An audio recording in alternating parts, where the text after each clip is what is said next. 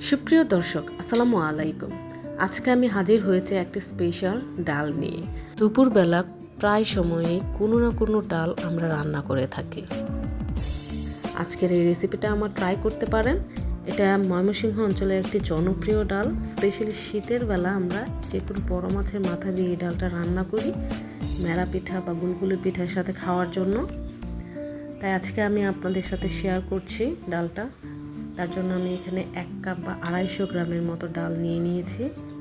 নিয়ে ভালোভাবে পানি দিয়ে ভালোভাবে ওয়াশ করে দেন আমি আধা ঘন্টার জন্য ভিজিয়ে রাখবো। এতে করে ডালটা নরম হয়ে আসবে, সিদ্ধ হয়ে যাবে তাড়াতাড়ি। দেখতেই পাচ্ছেন আমি ওয়াশ করে নিয়েছি। তারপর আমি অন্যদিকে একটা প্রেসার কুকারে ডালটা দিয়ে দিচ্ছি, এতে করে তাড়াতাড়ি হয়ে যায়। আমি প্রেসার কুকারেই নর্মালি সিদ্ধর কাজটা করে থাকি, তাই প্রেসার দিয়ে দিচ্ছি।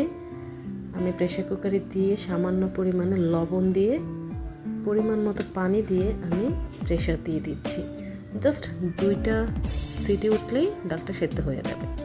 কিন্তু খেয়াল রাখতে হবে ডালটা যেন বেশি গলে না যায়, আধা ভাঙা রাখতে হবে, এতে করে ডালের টেস্টটা পাওয়া যায়। এই তো আমি আধা ভাঙা করে রেখেছি ডালটা, কারণ পরবর্তীতে সেদ্ধ হলে আরও গলে যেতে পারে। তারপর অন্য একটি কড়াই আমি পরিমাণ মতো তেল নিয়ে তাতে মেথি আর কালো জিরা ফোড়ন দিয়ে দিয়েছি। একটু অ্যারোমা বের হলে পরে আমরা অ্যাড করে দিচ্ছি এখানে পেঁয়াজ বাটা। আমি আধা ভাঙা করে বেটে নিয়েছি, পুরো মিহি না। তারপর অ্যাড করে দিচ্ছি 1 চামচ রসুন আর হাফ চামচের মতো আদা, আর দিয়ে দিচ্ছি কাঁচামরিচের পেস্ট। এখানে কোনো শুকনো মরিচ ইউজ করছি না। তারপর দিয়ে দিচ্ছি 1 চামচ হলুদের গুঁড়ো, 1 চামচ জিরার গুঁড়ো, 1 চামচ ধনিয়ার গুঁড়ো, আর হচ্ছে পরিমাণ মতো লবণ। লবণটা আপনারা বুঝে অ্যাড করবেন। মশলাটা নেড়ে চেড়ে মিশিয়ে পরিমাণ মতো পানি দিয়ে ঢেকে দিতে হবে মশলাটা কষানোর জন্য।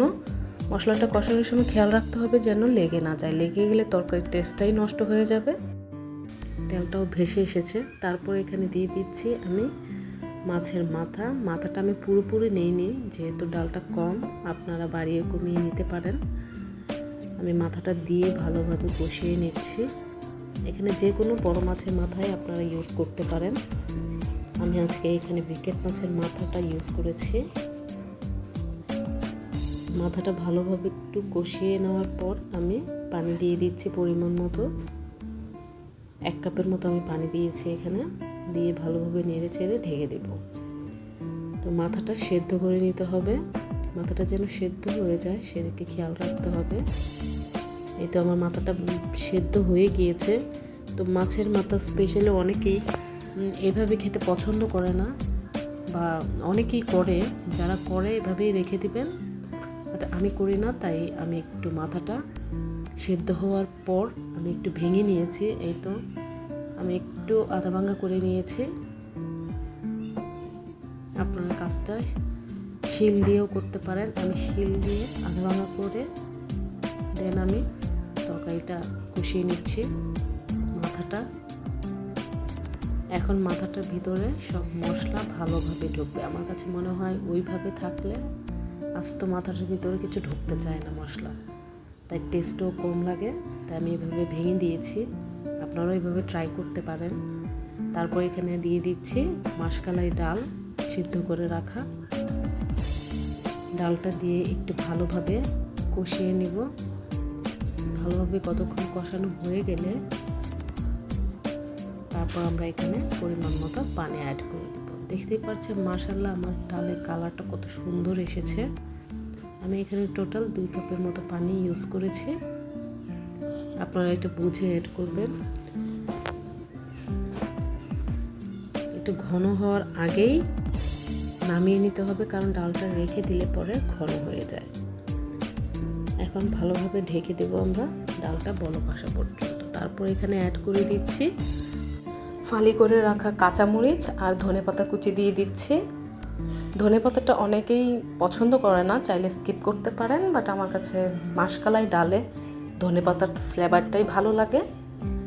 অসম্ভব মজার হয় এইভাবে রান্না করলে। আপনারা আমার মতো করে ট্রাই করতে পারেন। খুব সহজভাবে আপনাদের সাথে শেয়ার করার চেষ্টা করেছি। যদি ভালো লেগে থাকে তাহলে অবশ্যই আমার চ্যানেলটি সাবস্ক্রাইব করবেন, লাইক কমেন্ট শেয়ার করে পাশে থাকবেন, আর পরবর্তী ভিডিও পাওয়ার জন্য নোটিফিকেশন অন করে রাখবেন। আর আমরা ময়মনসিংহ অঞ্চলে যারা আছি আশা করছি তাদের কাছে আমার আজকের এই রেসিপিটি ভালো লাগবে, কারণ ময়মনসিংহে বিখ্যাত একটি ডাল এটি। তাই সবাই ভালো থাকবেন, সুস্থ থাকবেন। আল্লাহ হাফেজ।